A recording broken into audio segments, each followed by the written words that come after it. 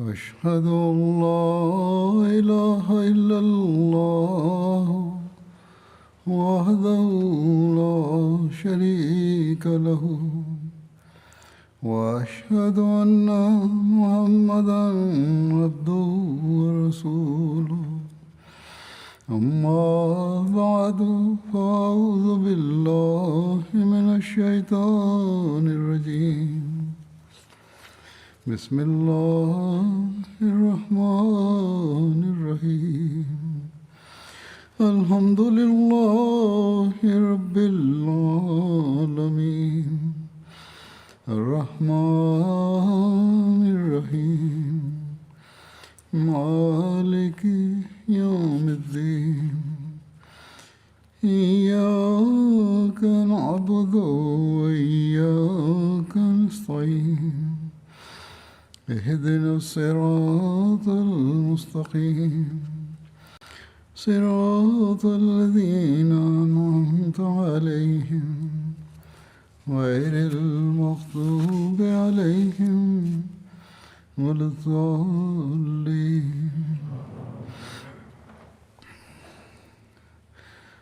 حضرت ابوبکر صدیق رضی اللہ عنہ کے زمانے میں مرتد اور باغیوں کے خلاف مہمات کا ذکر ہو رہا تھا. اس سلسلے میں نویں مہم کا ذکر تھا جو بحرین کی تھی.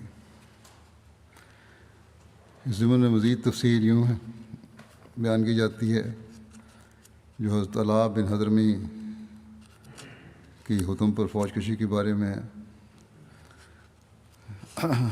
لکھا ہے کہ حضرت علاء نے حضرت جارود کو حکم بھیجا کہ تم قبیلہ عبدالقیس کو لے کر حتم کے مقابلے کے لیے حجر سے مہلک علاقے میں جا کر پڑاؤ کرو.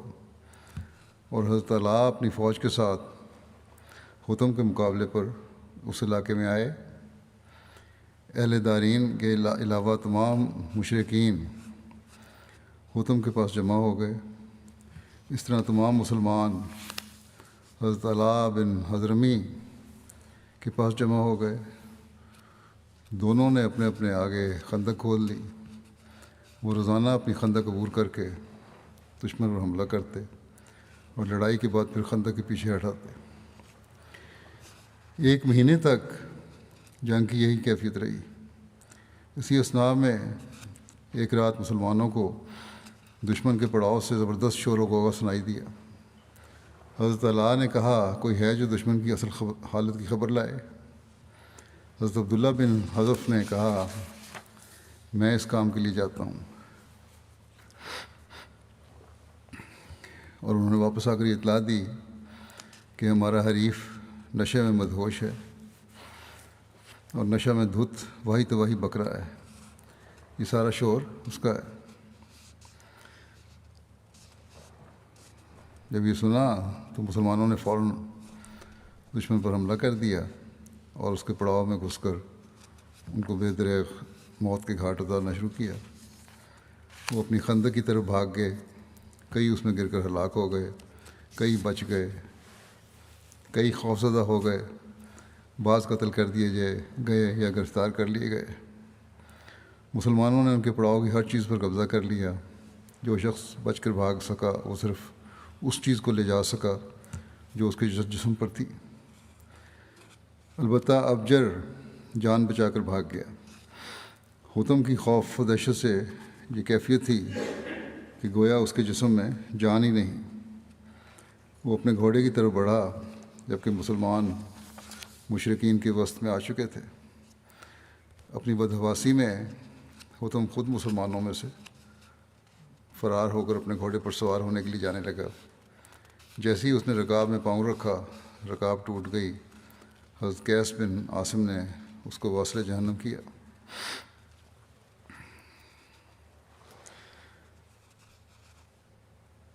مشرکین کی قیامگاہ کی ہر چیز پر قبضہ کرنے کے بعد مسلمان ان کی خندق سے نکل کر ان کے تعاقب میں چلے. حضرت قیس بن عاصم ابجر کے قریب پہنچ گئے مگر ابجر کا گھوڑا حضرت قیس کے گھوڑے سے زیادہ طاقتور تھا. ان کو یہ اندیشہ ہوا کہ یہ کہیں میری گرفت سے نکل نہ جائے انہوں نے ابجر کے گھوڑے کی پیٹھ پر نیزہ مارا جس سے گھوڑا زخمی ہو گیا۔ بہرحال لکھا ہے کہ ابجر بھاگ گیا، ان کی قابو نہیں آیا۔ ایک روایت میں ہے کہ حضرت قیس بن عاصم نے ابجر کے سر پر ضرب لگائی جو اس کے خود کو چیرتی ہوئی نکل گئی۔ اس کے بعد حضرت قیس نے دوبارہ ایسا وار کیا کہ وہ لہو لہان ہو گیا۔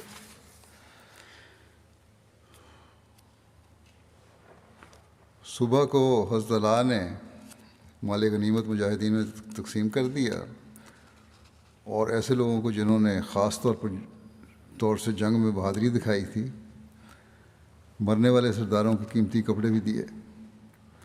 ان میں حضرت عفیف بن منذر، حضرت قیس بن عاصم اور حضرت ثمامہ بن اسال کو کپڑے دیے گئے۔ حضرت ثمامہ کو جو کپڑے دیے گئے ان میں حتم کا ایک سیاہ رنگ کا قیمتی منقش چوغا تھا جس کو پہن کر وہ بڑے فخر و غرور سے چلا کرتا تھا۔ اس مہم کی اطلاع حضرت ابوبکر کو دی گئی کامیابی کی۔ حضرت علاء نے حضرت ابوبکر کو خندق والوں کی شکست اور حتم کے قتل کی، جس کو زید اور معمر نے قتل کیا تھا، اپنے ایک خط میں اطلاع دی، اور اس نے لکھا کہ اما بعد اللہ تبارک و تعالیٰ نے ہمارے دشمن کی عقلوں کو سلب کر لیا، ان کی قوتوں کو اس شراب کے ذریعے جس کو انہوں نے دن کے وقت پیا تھا ختم کر دیا۔ ہم خندق عبور کر کے ان میں گھس گئے، ہم نے انہیں مدہوش پایا، سوائے چند ایک کے باقی سب کو ہم نے قتل کر دیا۔ اللہ نے حتم کا کام بھی تمام کر دیا۔ حجر اور اس کے مضافات پر حضرت علاء کا قبضہ ہو گیا، لیکن بہت سے مقامی فارسی نئی حکومت کے مخالف رہے۔ وہ اکثر یہ خبر پھیلا کر لوگوں میں ہراس پیدا کرتے کہ بس کوئی دم جاتا ہے کہ حجر میں حکومت مدینہ کی بساط الٹ جائے گی۔ مفروق شیبانی اپنی قوم تغلب اور نمر کی فوجیں لیے چلا آ رہا ہے۔ حضرت ابوبکر رضی اللہ عنہ کو یہ باتیں معلوم ہوئیں تو انہوں نے حضرت علاء کو لکھا کہ اگر تحقیق سے یہ معلوم ہو جائے کہ بنو شیبان بن ثعلبہ، جس کا لیڈر مفروق تھا، تم پر حملہ کرنے والے ہیں اور شر پسند عناصر یہ خبر مشہور کر رہے ہیں، تو ان کی سرکوبی کے لیے فوج روانہ کرنا اور ان لوگوں کو روند ڈالنا اور ان کے عقب والے قبائل کو ایسا خوف زدہ کرنا کہ انہیں کبھی سر اٹھانے کا حوصلہ نہ ہو۔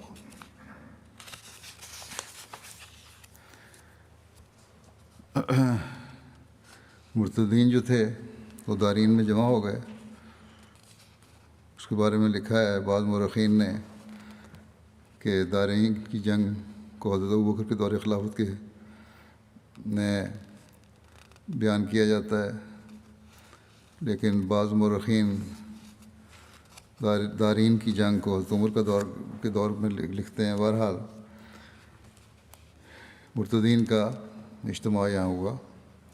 دارین خلیج فارس کا ایک جزیرہ تھا جو بحرین کے بالمقابل چند میل کے فاصلے پر واقع ہے۔ وہاں پہلے سے عیسائی خاندان آباد تھے۔ حضرت علاء سے شکست کھانے کے بعد بچ جانے والے شکست خوردہ باغیوں کا ایک بڑا حصہ کشتیوں میں بیٹھ کر دارین چلا گیا اور دوسرے لوگ اپنے اپنے قبائل کے علاقوں میں پلٹ گئے۔ حضرت علاء بن حضرمی نے قبیلہ بکر بن وائل کہ ان لوگوں کو جو اسلام پر قائم تھے لکھا کہ ان کا مقابلہ کریں۔ نیز حضرت عتیبہ بن نحاس اور حضرت عامر بن عبد الاسود کو حکم بھیجا کہ تم وہیں پر رہو جہاں پر تم ہو، اور ہر راستے پر مرتدین کے مقابلے کے لیے پہرے بٹھا دو۔ نیز انہوں نے حضرت مسمع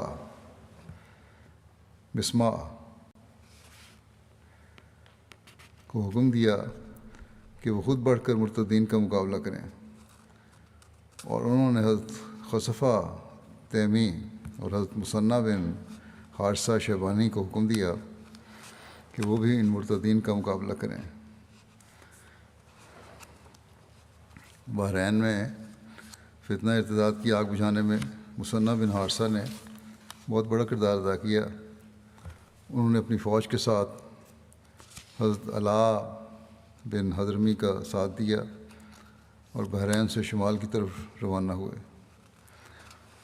انہوں نے قطیف اور حجر پر قبضہ کیا، اپنے اس مشن میں لگے رہے یہاں تک کہ فارسی فوج اور ان کے عمال پر غالب آئے، جنہوں نے بحرین کے مرتدین کی مدد کی تھی۔ مرتدین سے قتال کے لیے ان علاقوں میں جو اسلام پر ثابت قدم رہے تھے انہیں لے کر حضرت علاء بن حضرمی کے ساتھ شامل ہو گئے۔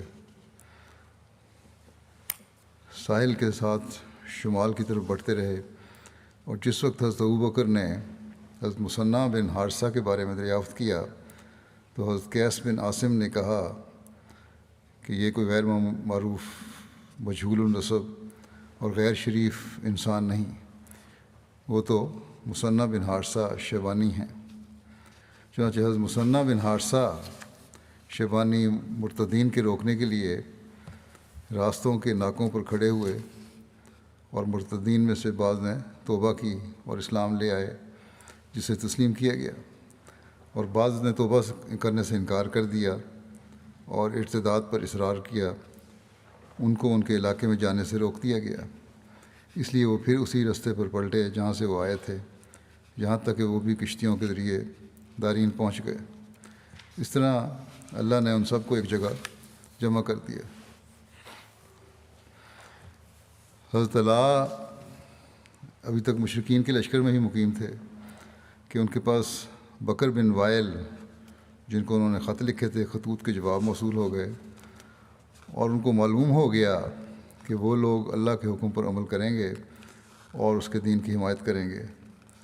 جب حضرت علاء کو ان لوگوں کے بارے میں حسب مراد خبر مل گئی، یعنی کہ وہ مسلمان ہیں اور بغاوت نہیں کر رہے اور لڑائی نہیں کریں گے، اور ان کو یقین ہو گیا کہ ان کے جانے کے بعد پیچھے اہل بحرین میں سے کسی کے ساتھ کوئی ناخوشگوار واقعہ پیش نہیں آئے گا، تو انہوں نے کہا کہ اب تمام مسلمانوں کو دارین پر کی طرف چلنا چاہیے، اور ان کو دارین پر پیش قدمی کی دعوت دی۔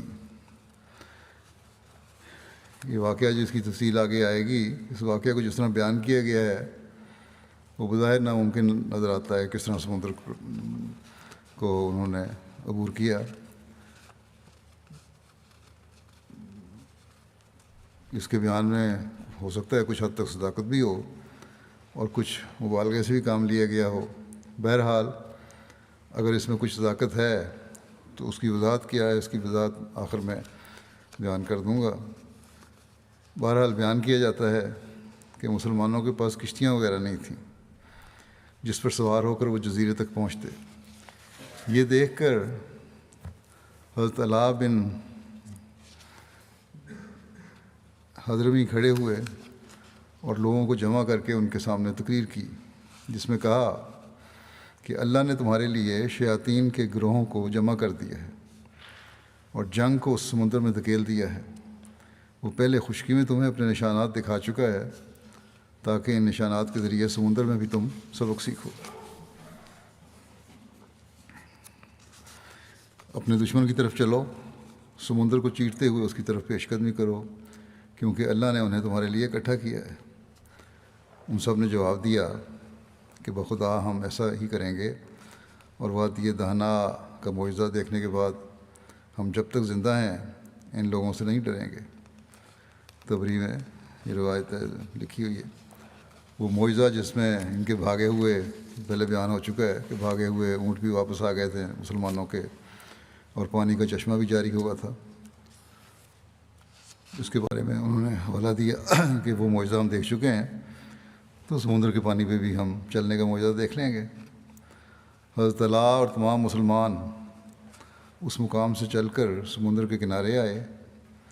حضرت اللہ اور آپ کے ساتھی خدا کے حضور یہ دعا کر رہے تھے کہ یا ارحم الراحمین، یا کریمو، یا کریمو، یا حلیمو، یا احدو، یا سمدو، یا حیو، یا محی الموت، یا حیو، یا قیوم، لا الہ یا انت یا ربنا۔ اے رحم کرنے والوں میں سے سب سے زیادہ رحم کرنے والے، اے کریم، اے بہت ہی بردبار، اے وہ جو اکیلا ہے، اے بے نیاز، اے وہ جو زندہ ہے تو دوسروں کو زندگی بخشنے والا ہے، اور اے مردوں کو زندہ کرنے والے، اے وہ جو زندہ ہے اور دوسروں کو زندگی بخشنے والا ہے، اے وہ جو قائم ہے اور دوسروں کو قائم کرنے والا ہے، تیرے سوا کوئی عبادت کے لائق نہیں، اے ہمارے رب۔ بہرحال بیان کیا جاتا ہے کہ حضرت اللہ نے لشکر کے تمام افراد کو کہا کہ یہ دعا کرتے ہوئے سمندر میں اپنی سواریاں ڈال دیں۔ چنانچہ تمام مسلمان اپنے سپہ سالار حضرت اللہ بن حضرمی کی پیروی کرتے ہوئے ان کے پیچھے اپنے گھوڑوں، گدھوں، اونٹوں اور اپنے خچروں پر سوار ہوئے اور انہیں سمندر میں ڈال دیا، اور پھر اللہ کی قدرت اس خلیج کو بغیر کسی نقصان کے عبور کر لیا۔ ایسا معلوم ہوتا تھا کہ نرم ریت جس پر پانی چھڑکا گیا ہے اس پر چل رہے ہیں کہ اونٹوں کے پاؤں تک نہ ڈوبے، اور سمندر میں مسلمانوں کی کوئی چیز غائب نہ ہوئی۔ ایک چھوٹی سی گٹری کے غائب ہونے کا ذکر ہے، اس کو بھی اٹھا لائے تھے حضرت اللہ۔ بہرحال ساحل سے دارائن تک کا سفر بیان کیا جاتا ہے کہ کشتیوں کے ذریعے ایک دن اور ایک رات میں طے ہوتا تھا، لیکن اس قافلے نے ایک ہی دن کے بہت ہی تھوڑے وقت میں یہ فاصلہ طے کر لیا۔ بعض یہ تاریخ تبری کا میں اس طرح بیان کی گئی تفصیل اس کی، لیکن موجودہ زمانے کے مصنف بعض اس کی وضاحت بھی لکھتے ہیں کہ سمندر عبور کرنے کے اس واقعہ کا ذکر کرتے ہوئے کہتے ہیں کہ ممکن ہے کہ اس وقت خلیج فارس میں جزر آیا ہو یا روایات میں مبالغہ ہو، اور در حقیقت مسلمانوں کو مقامی باشندوں کے ذریعے سے کشتیاں دستیاب ہو گئی ہوں جن پر سوار ہو کر انہوں نے سمندر عبور کیا ہو۔ لیکن بہرحال روایت میں اس تفصیل کا ذکر نہیں ہے کہیں بھی، مختلف لوگوں نے یہ روایت لکھی ہے، انہوں نے عبور کرنے کا ذکر کیا ہے، لیکن اس میں شبہ نہیں کہ مسلمان دارین پہنچ گئے تھے۔ کس طرح پہنچے اللہ بہتر جانتا ہے۔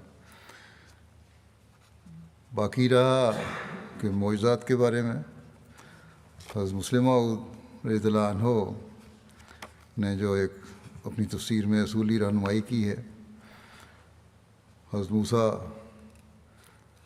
علیہ السلام کے واقعے کے بیان کرتے ہوئے وہ بیان کر دیتا ہوں۔ حضرت مسلم موعود نے حضرت موسیٰ علیہ السلام کی ہجرت کے وقت سمندر کے پھٹنے والے واقعے کی تفسیر اور وضاحت کرتے ہوئے بیان فرمایا۔ یہ قرآن شریف میں جو واقعہ آیا ہے، اب فرماتے ہیں کہ قرآن کریم کے بیان کے مطابق واقعہ کی کیفیت یہ معلوم ہوتی ہے کہ بنی اسرائیل ارض مقدس کے ارادے سے چلے جا رہے تھے کہ پیچھے سے فرعون کا لشکر آ پہنچا۔ اسے دیکھ کر بنی اسرائیل گھبرائے اور سمجھے کہ اب پکڑے جائیں گے، لیکن خدا تعالیٰ نے حضرت موسیٰ کی معرفت ان کو تسلی دلائی اور حضرت موسیٰ سے کہا کہ اپنا عصا سمندر پر ماریں، جس کا نتیجہ یہ ہوا کہ سمندر میں ایک راستہ ہو گیا اور وہ اس میں سے آگے روانہ ہوئے۔ ان کے دونوں طرف پانی تھا جو ریت کے ٹیلوں کی مانند یعنی اونچا نظر آتا تھا۔ لشکر فرعون نے ان کا پیچھا کیا، مگر بنی اسرائیل کے صحیح سلامت پار ہونے پر پانی پھر لوٹا اور مصری غرق ہو گئے۔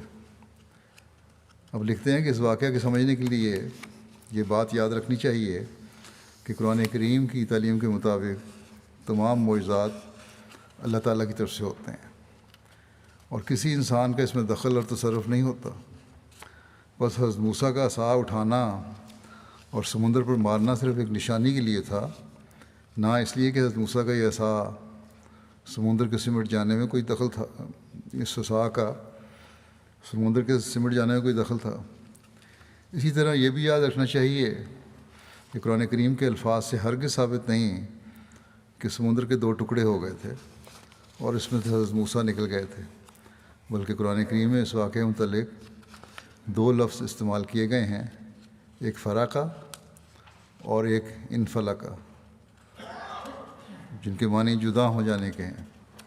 بس قرآن کریم کے الفاظ کے مطابق اس واقعے کی یہی تفصیل ثابت ہوتی ہے کہ بنی اسرائیل کے گزرنے کے وقت سمندر جدا ہو گیا تھا، یعنی کنارے سے ہٹ گیا تھا، اور جو خشکی نکل آئی تھی اس میں سے بنی اسرائیل گزر گئے تھے، اور سمندر کے کناروں پر ایسا ہو جایا کرتا ہے۔ چنانچہ نیپولین کی زندگی لائف میں بھی لکھا ہے کہ جب وہ مصر پر حملہ آور ہوا تو وہ بھی اپنی فوج کے ایک حصہ سمیت بحیرہ احمر کے کنارے کے پاس جزر کے وقت گزرا تھا، اور اس کے گزرتے گزرتے مد کا وقت آ گیا اور مشکل سے بچا۔ اس واقعہ میں یہ معجزہ تھا کہ اللہ تعالیٰ نے، یعنی حضرت موسیٰ والے واقعے میں جو معجزہ تھا یہ تھا کہ اللہ تعالیٰ نے بس بنی اسرائیل کو ایسے وقت میں سمندر کے سامنے پہنچایا جب کہ جزر کا وقت تھا، اور حضرت موسیٰ کے ہاتھ اٹھاتے ہی اللہ تعالیٰ کے حکم کے متحد پانی گھٹنا شروع ہوا۔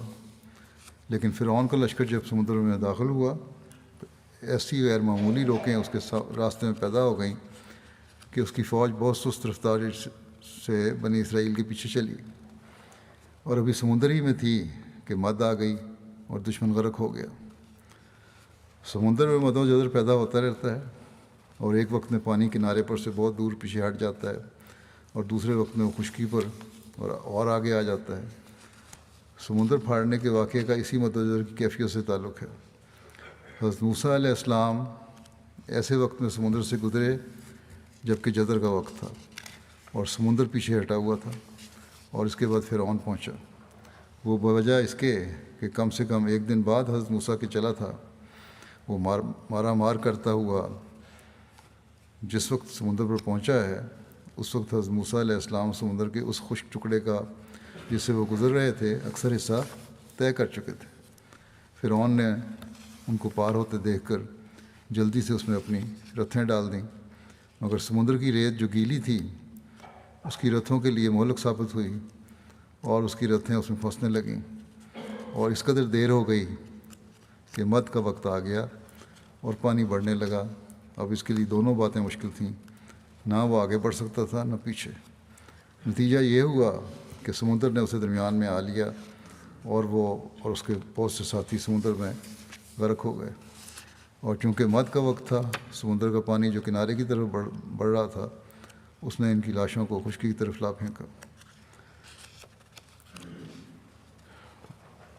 بہرحال مسلمان دارین کسی طرح پہنچ گئے تھے، جیسا کہ میں نے بیان کیا ہے، اور وہ بھی ہو سکتا ہے اسی طرح کا کوئی واقعہ ہوا ہو مد و جزر والا۔ دارین پہنچ کر وہاں مسلمانوں کا اور مرتد باغیوں کا مقابلہ ہوا، اور نہایت ہی خونریز جنگ ہوئی جس میں سب مارے گئے، یعنی باغی مارے گئے، کوئی خبر دینے والا بھی نہ بچا۔ مسلمانوں نے ان کے اہل و عیال کو لونڈی و غلام بنا لیا اور ان کی املاک پر قبضہ کر لیا۔ ہر ایک شاہ سوار کو 6000 اور ہر پیادے کو 2000 درہم غنیمت میں ملے۔ مسلمانوں کو ساحل سمندر سے ان تک پہنچنے اور ان کے مقابلے میں پورا دن سر ہو گیا۔ ان سے فارغ ہو کر وہ پھر واپس آ گئے۔ حضرت ثمامہ بن اسال کی شہادت کا واقعہ لکھا ہے کہ حضرت علاء بن حضرمی تمام لوگوں کو واپس لے آئے سوائے ان لوگوں کے جنہوں نے وہیں پر قیام کرنے کو پسند کیا۔ حضرت ثمامہ بن اسال بھی واپس آنے والوں میں تھے۔ عبداللہ بن حذف کہتے ہیں کہ ہم بنو قیس بن ثعلبہ کے ایک چشمے پر مقیم تھے۔ لوگوں کی نظر حضرت ثمامہ پر پڑی اور انہوں نے حطم کا چوغا آپ کے جسم پر دیکھا۔ حطم کا یہ وہی چوغا تھا جو اس کے قتل ہونے کے بعد مال غنیمت میں حضرت ثمامہ کو دیا گیا تھا۔ انہوں نے ایک شخص کو دریافت کے لیے بھیجا، یعنی اس قبیلے والوں نے، اور اس سے کہا کہ جا کر حضرت ثمامہ سے دریافت کرو کہ یہ چوغا تم کو کہاں سے ملا ہے، اور حطم کے متعلق دریافت کرو کہ کیا تم نے اسے قتل کیا تھا، یہ حطم ان کا لیڈر تھا، یا کسی اور نے۔ اس شخص نے آ کر حضرت ثمامہ سے چوغے کے متعلق پوچھا۔ انہوں نے کہا کہ یہ مجھے مال غنیمت میں ملا ہے۔ اس شخص نے کہا کہ تم نے حطم کو قتل کیا ہے؟ حضرت ثمامہ نے کہا کہ نہیں، اگرچہ میری تمنا تھی کہ میں اس کو قتل کرتا۔ اس شخص نے کہا کہ یہ چوگا تمہارے پاس کہاں سے آیا؟ حضرت ثمامہ نے کہا کہ اس کا جواب میں تمہیں پہلے ہی دے چکا ہوں کہ مال غنیمت میں ملا۔ تو وہ اس قبیلے کا وہ شخص کہنے لگا، اس نے آ کے اپنے دوستوں سے اپنی ساری گفتگو کی اطلاع دی۔ وہ سب پھر حضرت ثمامہ کے پاس آئے اور اکٹھے ہو کے ان کو آگے گھیر لیا۔ ان سب نے کہا کہ تم حتم کے قاتل ہو۔ حضرت ثمامہ نے کہا کہ تم جھوٹے ہو، میں اس کا قاتل نہیں ہوں، البتہ یہ چوگا مجھے مال غنیمت میں بطور حصے کے ملا ہے۔ انہوں نے کہا کہ حصہ تو صرف قاتل ہی کو ملتا ہے۔ حضرت ثمامہ نے کہا کہ یہ چوگا اس کے جسم پر نہیں تھا بلکہ اس کی سواری یا اس کے سامان سے ملا ہے۔ لوگوں نے کہا کہ تم جھوٹ بولتے ہو، پھر ان کو شہید کر دیا۔ 10ویں مہم کے بارے میں لکھا ہے، یہ حضرت سوید بن مقرن کی مرتد باغیوں کے خلاف مہم تھی کہ حضرت ابوبکر رضی اللہ عنہ نے ایک جھنڈا حضرت سوید بن مقرن کو دیا اور ان کو حکم دیا کہ وہ یمن کے علاقے تہامہ کو جائیں۔ تہامہ یمن لغت میں تہامہ کے معنی شدت گرمی اور ہوا کے رک جانے کے بھی ہیں، اسی طرح لغت میں اس کے ایک معنی نشیب کے بھی ہیں۔ یمن کے مغرب اور جنوب میں بحر کلزم کے ساحل پر نشیبی اراضی کی ایک پٹی ہے جسے تہامہ کہتے ہیں۔ اس اراضی میں بہت سی نیچی لیکن طے بطے پہاڑیاں پائی جاتی ہیں۔ تہامہ کی شمالی سرحد مکے کے قریب پہنچتی تھی اور جنوبی یمن کے پایہ تخت صنعاء سے کوئی 350 میل کے فاصلے پر ختم ہوتی تھی۔ تہامہ یمن کا ایک ضلع تھا جس میں بہت سے گاؤں اور قصبے تھے۔ یہ تو اس کا مختصر تعارف ہے تہامہ یمن کا۔ حضرت سوید بن مقرن کا تعارف یہ ہے کہ حضرت سوید کے والد کا نام مقرن بن عائض تھا۔ ان کا تعلق مزینہ قبیلے سے تھا۔ ان کی کنیت ابو عدی تھی۔ ابو عمر بھی کنیت بیان کی گئی ہے۔ 5 ہجری میں اسلام قبول کیا انہوں نے جنگ خندق میں آن حضرت صلی اللہ علیہ وسلم کے ساتھ شمولیت کی۔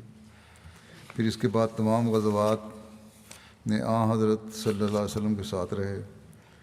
آپ حضرت نعمان بن مقرن کے بھائی تھے جنہوں نے ایرانی فتوحات میں کارہائے نمایاں سر انجام دیے تھے۔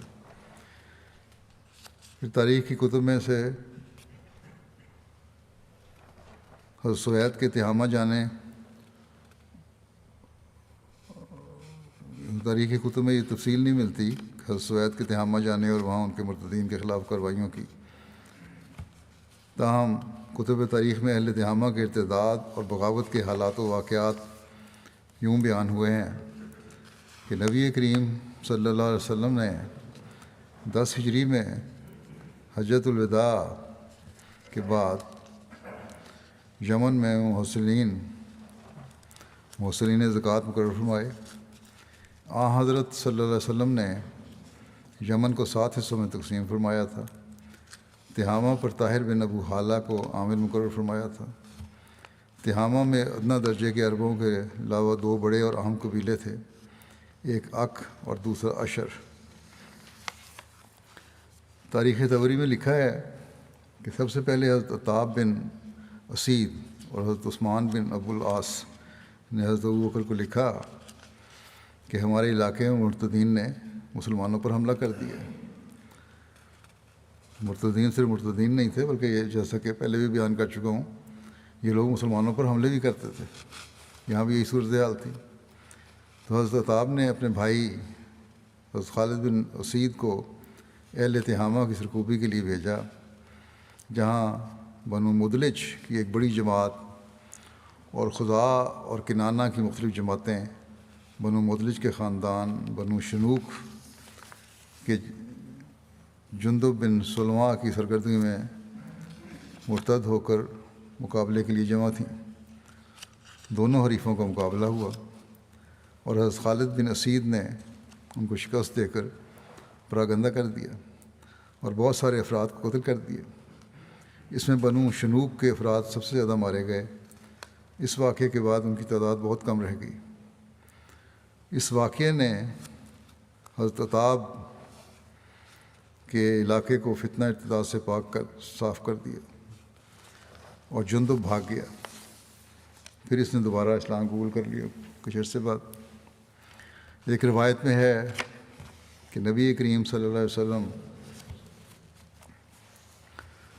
کے وصال کے بعد تہامہ میں سب سے زیادہ قبیلہ اک اور اشر نے بغاوت کی، اور اس کی تفصیل یہ ہے کہ جب ان کو نبی کریم صلی اللہ علیہ وسلم کی وفات کی اطلاع ملی تو ان میں سے متفرق لوگ جمع ہوئے، اور پھر خزم قبیلہ کے لوگ بھی ان کے ساتھ جا ملے۔ انہوں نے ساحل سمندر کی جانب آلاب مقام میں اپنا پڑاؤ ڈالا، اور ان کے ساتھ وہ سپاہی بھی آ ملے جن کا کوئی سردار نہ تھا۔ آلاب جو ہے یہ بھی مکہ کے ساحل کے درمیان قبیلہ اک کا علاقہ ہے۔ حضرت طاہر بن ابو حالہ نے حضرت ابوبکر کو اس کی اطلاع دی اور خود ان کی سرکوبی کے لیے روانہ ہوئے، اور اپنی روانگی کی اطلاع بھی انہوں نے حضرت ابوبکر کو لکھ دی۔ حضرت طاہر کے ساتھ مسروق اکی اور قبیلہ اک میں سے ان کی قوم کے وہ افراد تھے جو مرتد نہیں ہوئے تھے، یہاں تک کہ مقام میں آلاب نے ان لوگوں سے جا ملے، اور وہاں ان سے شدید جنگ کے بعد اللہ تعالیٰ نے ان لوگوں کو دشمنوں کو شکست دی۔ مسلمانوں نے ان کو بے دریغ قتل کیا، تمام راستوں میں ان کے مقتولون کی بدبو پھیل گئی، اور مسلمانوں کو ایک شاندار فتح حاصل ہوئی۔ تہامہ میں ارتداد کے واقعات کا ذکر کرتے ہوئے ایک مصنف نے لکھا ہے کہ تہامہ کے ارتداد کو کچلنے میں سر فہرست طاہر بن ابی حالہ تھے، جو رسول اللہ صلی اللہ علیہ وسلم کی جانب سے تہامہ کے حصے پر والی تھے، جو قبیلہ اک اور اشریوں کا وطن تھا۔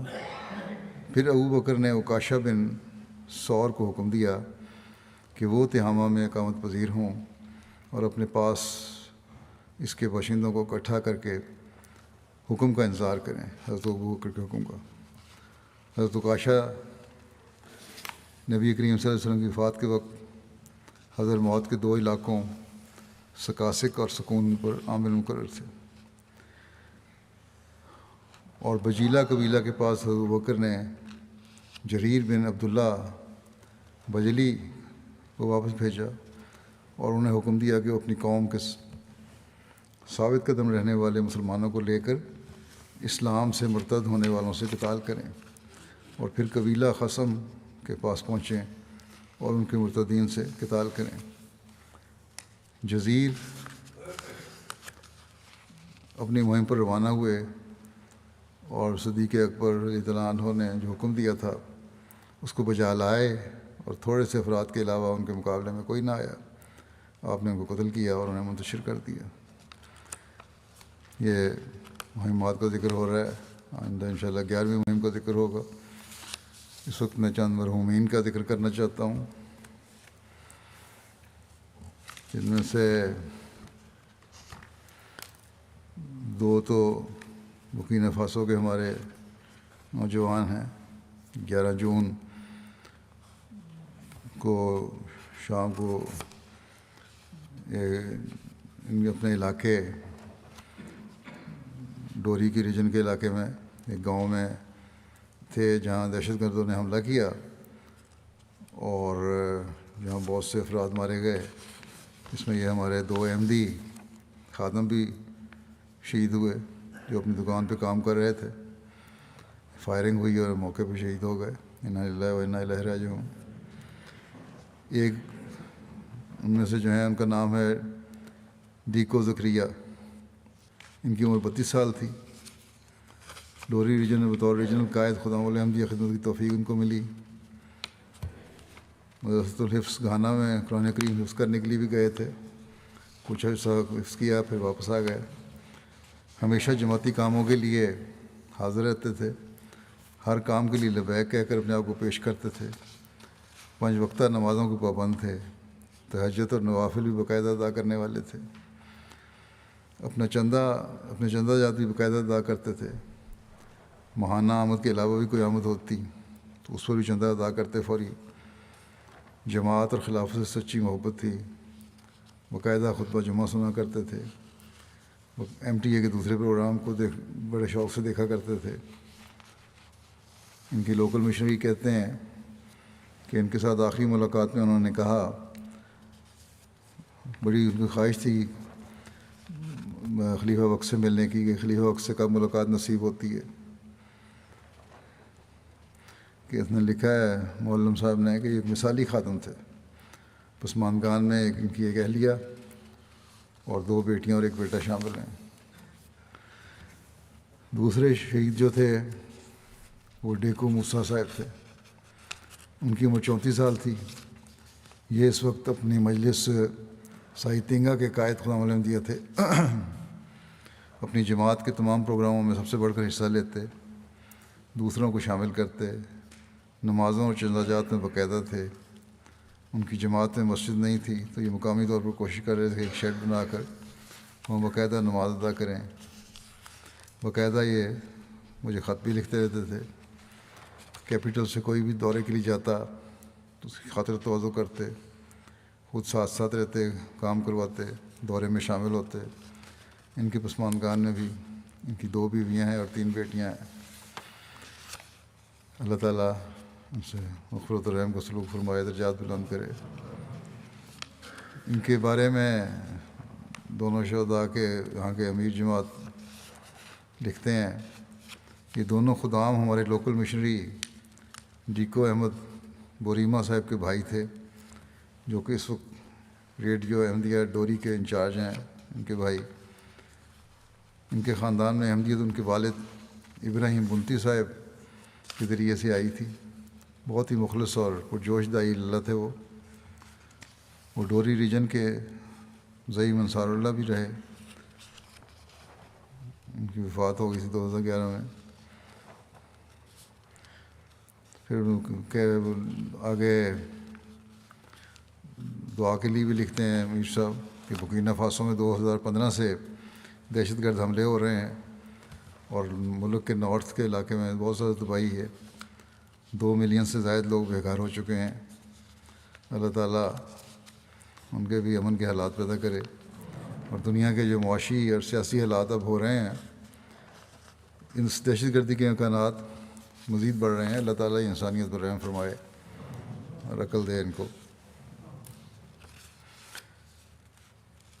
دوسرا ذکر جو ہے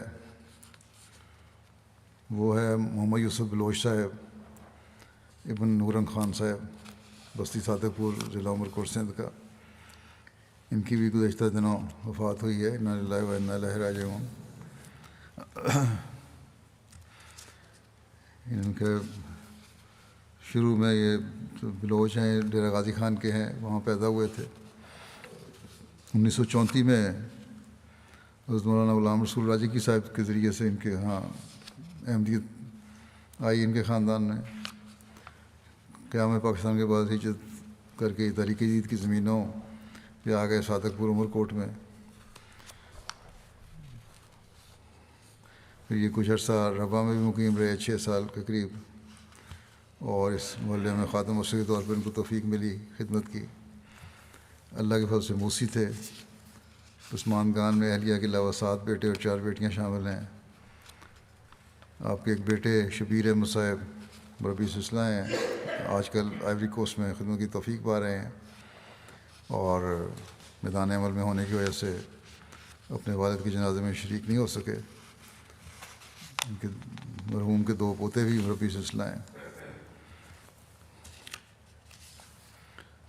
ان کے بیٹے شبیر صاحب مربی سلسلہ لکھتے ہیں کہ بہت ساری خوبیوں کے مالک تھے. ہم نے بچپن سے ان کو تہجد کا پابند دیکھا. روزانہ فجر کے بعد بلند آواز سے تلاوت کیا کرتے تھے. خلافت سے بے انتہا محبت کرنے والے تھے.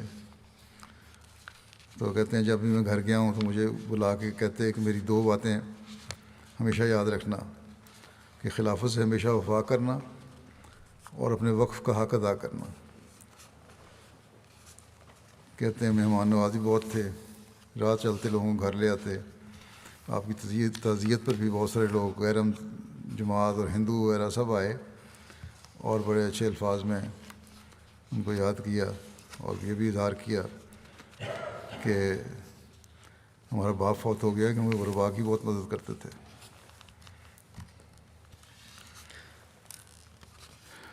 تیسرا جو ذکر ہے وہ عزیزہ مبارزہ فاروق، واقفہ نو کا ہے، روا کی ہیں، جو فاروق احمد صاحب کی بیٹی تھیں۔ ان کا بھی گزشتہ دنوں انتقال ہوا ہے، انا للہ و انا الیہ راجعون۔ یہ بچی جب 11 سال کی تھی تو ہائی ٹینشن تار کو، بجلی کی تار تھی، اس کو ہاتھ لگانے کی وجہ سے ان کے دونوں بازو مفلوج ہو گئے، خراب ہو گئے، اور پھر دونوں بازو کاٹنے پڑے۔ لیکن اس حالت میں بھی عزیزہ نے ہمت نہیں ہاری، اپنی تعلیم کو جاری رکھا۔ پہلے اس نے منہ سے قلم پکڑ کر لکھنے کی پریکٹس کی، پھر دونوں کونیوں کے ساتھ قلم پکڑ کر لکھنے کی مشق کی، اور اس طرح چند ماہ میں نہایت خوش خط لکھنے لگی۔ تعلیم کا سلسلہ بھی جاری رکھا۔ کچھ عرصے بعد یہ فیملی روا شفٹ ہو گئی، یہاں بھی اپنی تعلیم جاری رکھی۔ 2013 میں اچھے نمبروں میں BA پاس کر لیا، پھر تعلیم اسلام کالج سے MA عربی بھی کیا۔ واقفہ نو کی حیثیت سے کچھ عرصہ انہوں نے دائر ہارٹ انسٹیٹیوٹ میں بھی خدمت کی۔ قرآن کریم سے تلفظ کے ساتھ اور لفظی ترجمے کے ساتھ سیکھا، اور ہمیشہ 100% نمبر لیا کرتی تھی۔ محلہ میں ترجمہ القرآن کلاس بھی لیتی تھیں۔ ان کے پسماندگان میں والدین کے علاوہ 2 بھائی اور 2 بہنیں، اللہ تعالیٰ ان سے مغفرت و رحم کا سلوک فرمائے، ان کے والدین کو بھی صبر اور حوصلہ عطا فرمائے۔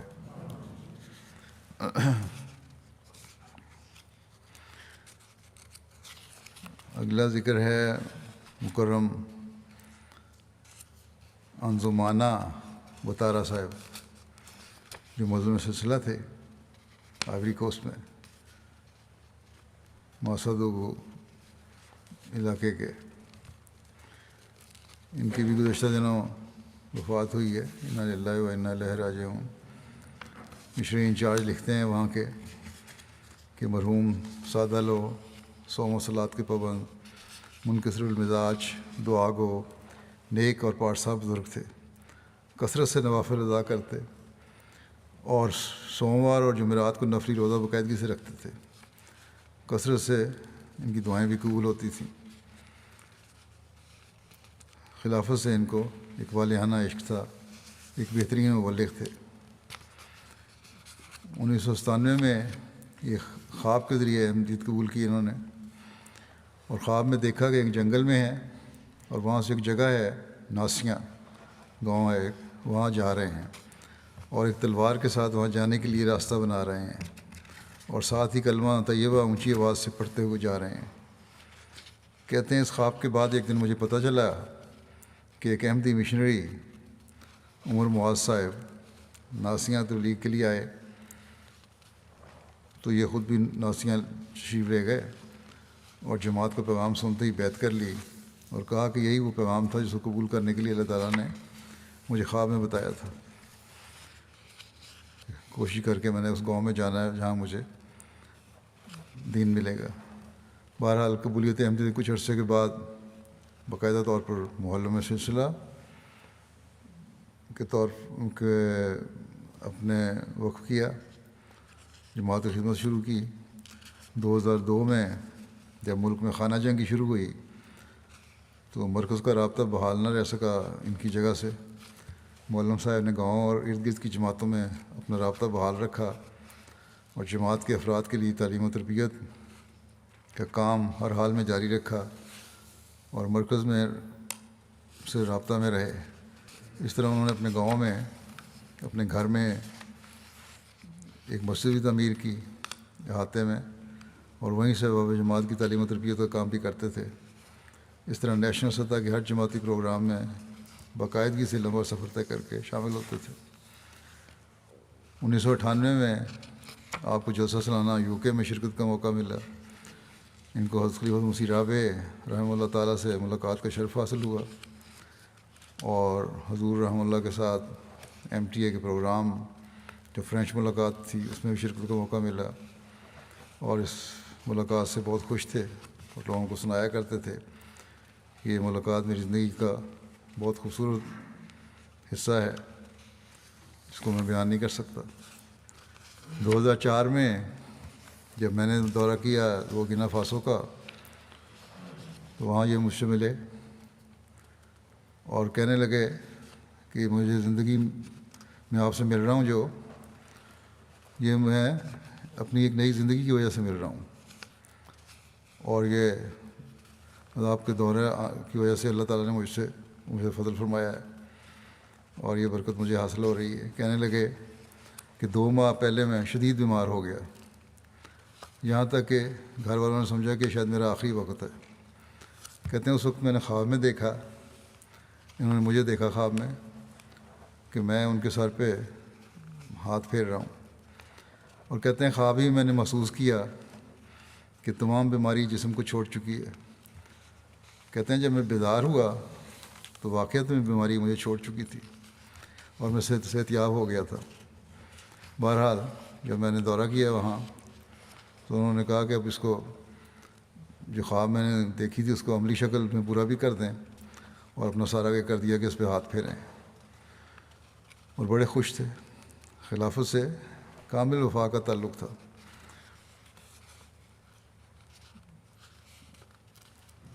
اور لوگوں کو بتاتے تھے کہ زندگی جو مجھے ملی ہے وہ اس لیے ملی ہے کہ میں خدمت دین کروں، اور اب میں اسی کام میں اپنی زندگی صرف کروں گا۔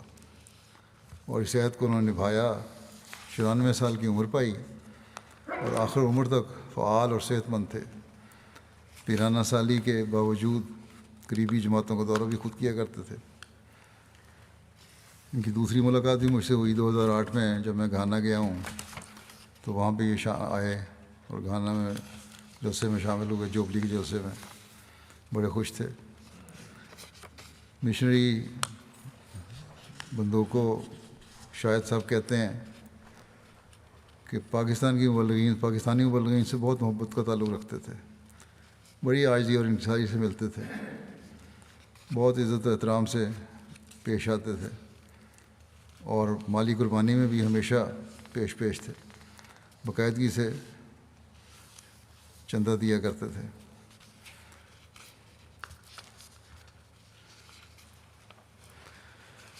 کہتے ہیں اس سال جنوری کے آخر میں جب میں گاؤں گیا ان کے دورے پہ، تو مولم صاحب نے مجھے کہا کہ اس سال میں چلا جاؤں گا۔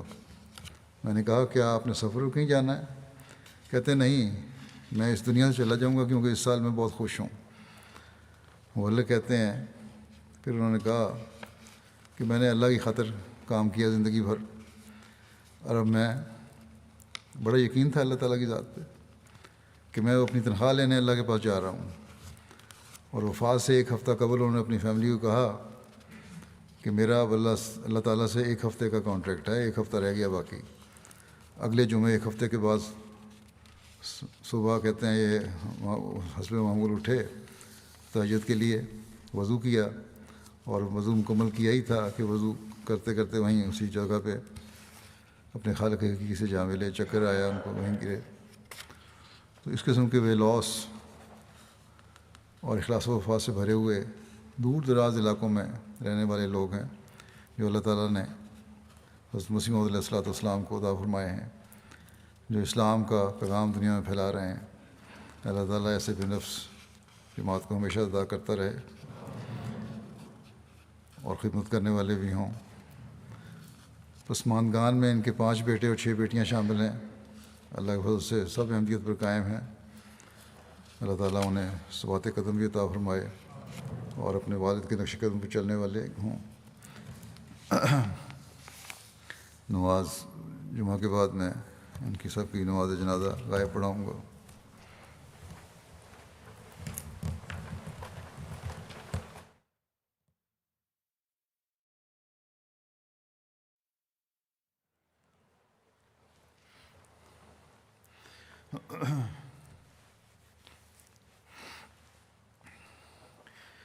الحمد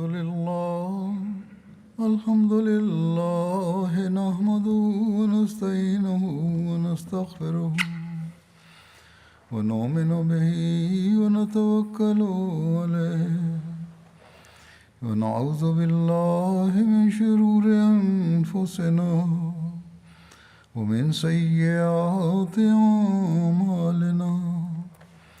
من يهده الله فلا مضل له ومن يضلل فلا هادي له ونشهد أن لا إله إلا الله ونشهد أن محمدا عبده ورسوله عباد الله رحمكم الله إن الله يأمر بالعدل والإحسان وإيتاء ذي القربى وينهى عن الفحشاء والمنكر والبغي يعظكم لعلكم تذكرون اذكروا الله يذكركم وادعوه يستجب لكم ولذكر الله أكبر.